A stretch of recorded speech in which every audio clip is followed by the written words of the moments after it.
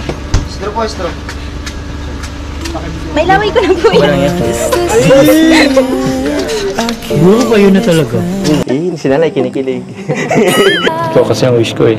Kung ano pong meron tayo, masaya na po.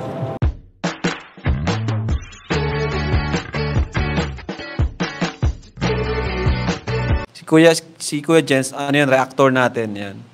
Official reactor. Hello mga kalingap! Welcome back sa aking YouTube channel, This is Kuya Jens. So kung bago ka lang sa aking YouTube channel, huwag niyo po kalimutang mag-subscribe at click the bell button para like updated sa mabag upload na video. At huwag po nating kalimutang suportahan ang buting kalingap sa pangunguna ni Kuya Val Santos Matubang, Ate Edna Vlog at syempre Kalingap Rob. At pakisuportahan din po ang aming mga kasamahan sa buting kalingap. Nandiyan po ang K-Boys, Kalingap Partner, Kalingap Reactor, at lahat po ng charity vloggers sa buong Pilipinas sa tumutulong sa mga kabayan natin na lahat mahihirap. Suportahan po natin lahat, guys. So ngayon mga kalingap, thank you po mga kalingap sa lahat na sumama sa akin kanina sa live reaction po natin sa part 45 ng Tambalan Jump Car. At ngayon nga po mga kalingap ay bibigyan natin ng reaction video ang mga highlights po ng part 45 ng Tambalan Jump Car, at magbibigay rin po tayo mga kalingap ng update sa part 46. At ito mga kalingap, yung moment po mga kalingap na kinilig po si Nanay Cynthia sa Jump Car mga kalingap, sa magiging mga eksena po mga kalingap sa Palawan. At ngayon mga kalingap, sa part 45 na ito ay grabe po, habang nag-i-edit ako ng video mga kalingap ay hindi ko po mapigilan na kahit ilang beses ko na po siyang napanood ay talaga napapangiti po ako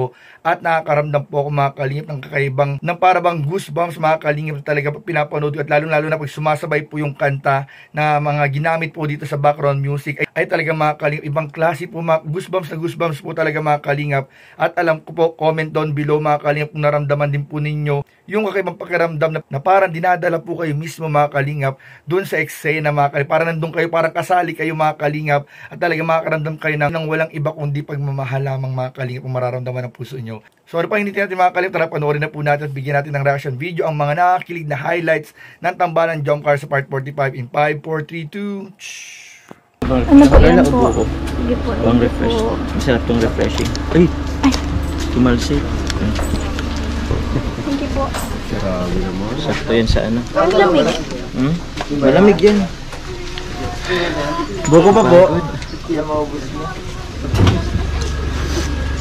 Pinga. Straw po, straw. May laway ko na po yan. Walang yan. Buko pa yun na talaga. Ayaw pong mami. Mami na nga kayo. Ito.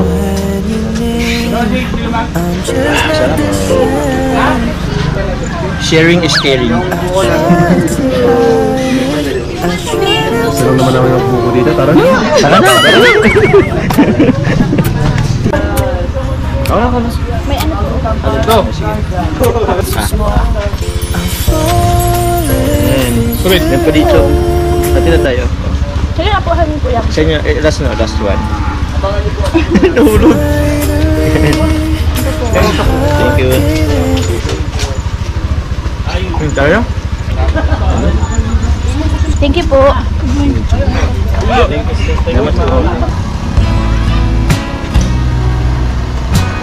Thank you.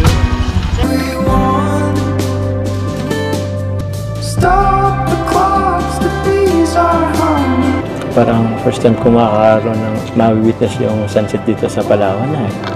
Ano Carla? Maganda ba? Opo, sobra. Sobra.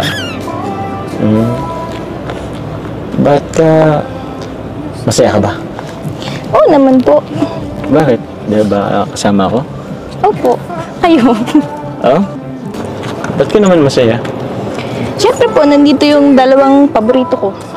Dahil paborito mo? Ano yun? Yung sunset po, tas ikaw.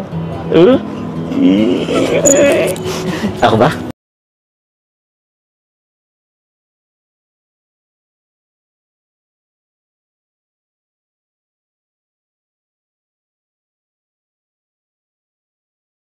Nakatulong ka rin sa akin para mawala yung pagiging mahihain ko. Kasi dahil din po sa inyo, dami kong nalampas ng pagsubok.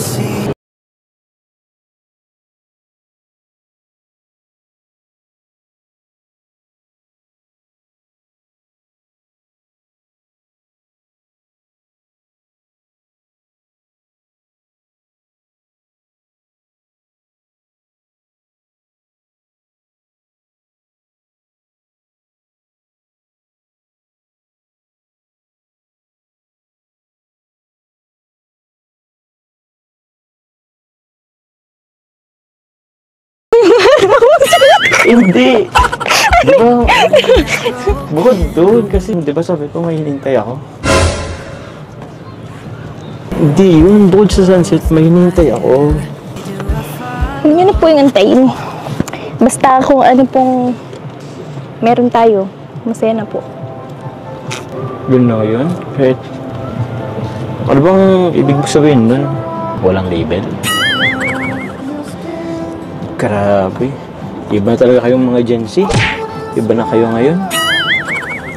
Sa bagay, millennials nga po kayo. Grabe.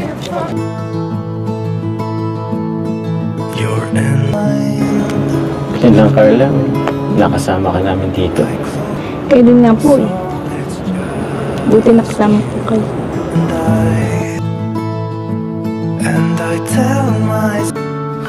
Hey, naalala ko. Yun palang wish natin. Di ba magtatapon dito ng barya? Wait lang. Bago lumabog yung araw. Ito. May barya ka, may barya. Ito, may barya ako. Dapat itong G's para mas malaki. mas Sige, isa tayo. Sige. Yan. Sige, Carla. Wish ka na muna.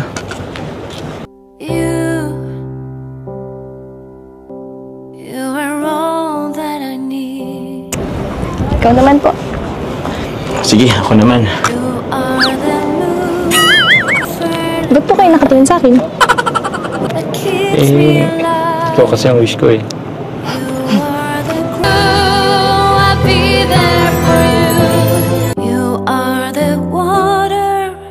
Keeps me alive wherever you go, and I will be our weakness.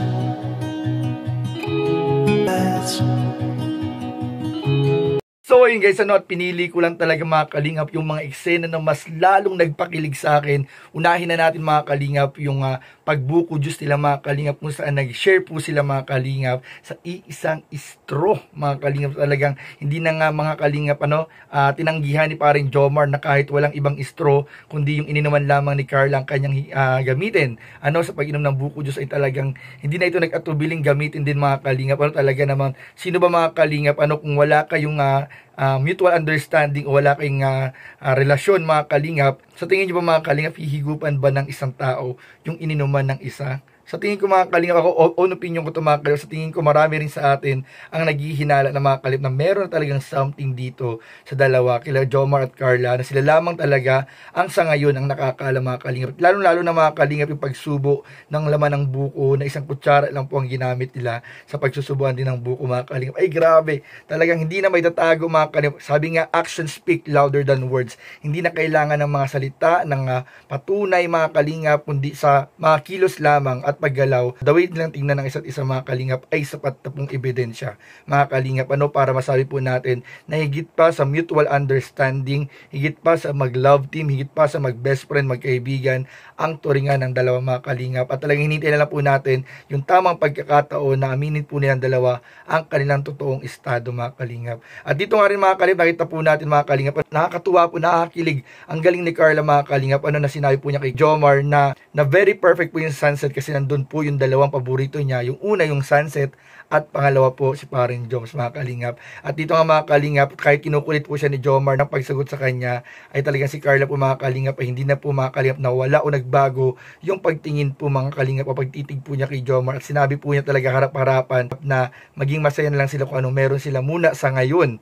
Dahil sigurado mga kalingap ay doon na rin po papunta yan mga kalingap. Abangan po natin sa nalalapit pong anniversary kasi marami na naghihinala na baka doon sa nalalapit na anniversary, doon na mga kalingap maging official po mga kalingap ang lahat sa Tambalan Jomcar. Kaya hintayin po tayo mga kalingap. At alam nyo ba mga kalingap sa mga susunod na araw, ito po bilang update sa nalalapit pong part 46 ng Tambalan Jomcar, ay magkakaroon din po ng mga follow-up check-up po sa ngipin ni Carla at magkakaroon din po mga kalingap ng pag-aasikaso ng kanilang mga passport sa Legazpi City, Albay. Kaya abangan nyo po yan sa mga vlog po at YouTube channel ni Kalingap Rab. At abangan nyo po mga kalingap yung pag-vlog ulit mga kalingap nila Carla at Jomar sa Tarum, sa bahay po nila Nanay Cynthia, para malaman po natin kung ano ang kanilang naramdaman habang pinapanood ang mga eksena sa Tambalang Jump Car sa Palawan. So yun lamang po mga kalingap at maraming po salamat sa inyong panunood. Please don't forget to like, comment, share, and subscribe sa ating mga video. Maraming po salamat. God bless. Bye-bye.